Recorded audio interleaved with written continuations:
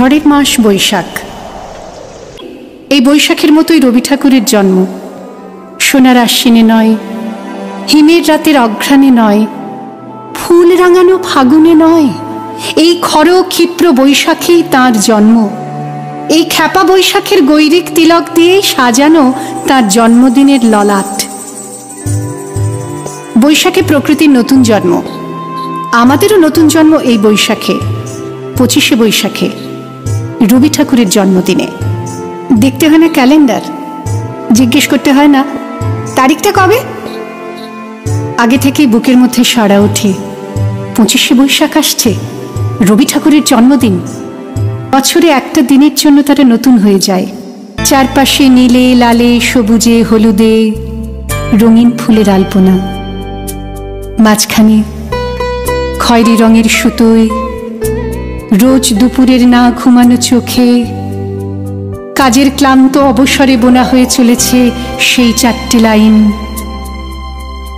উদয়ের পথে শুনি কার বাণী, ভয় নাই ওরে ভয় নাই, নিঃশেষে প্রাণ যে করিবে দান, ক্ষয় নাই তার ক্ষয় নাই। শুধু কি সূচি কাজে? না, বিদেশকে চোখের সামনে দৃষ্টান্ত করে রাখার আন্তর্জাতিকতা রবি ঠাকুরের। আমাদের সংস্কৃতিকে মাটির কাছাকাছি এগিয়ে নিয়ে যাওয়ার সংকল্পে রবি ঠাকুর, আমাদের সভ্যতাকে দানবের হাত থেকে ছিনিয়ে নেওয়ার সংগ্রামে রবি ঠাকুর।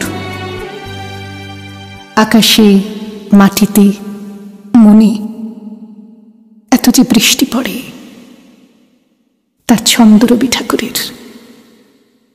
এত যে ফুল ফোটে, তার গন্ধ রবি ঠাকুরের। তাই প্রতিদিনই তাঁর জন্ম, কোনো দিনই তাঁর মৃত্যু নেই। কালের কালা পাহাড় এসে কোনো দিন যদি ভারতবর্ষ থেকে সমস্ত ঠাকুরের পুজোর প্রদীপ নিভিয়ে দিয়ে যায়, তবু একটি ঠাকুরের বেদী চিরকাল থাকবে মাটির সঙ্গে গাঁথা। কোন ঠাকুর? রবি ঠাকুর। রবি ঠাকুর।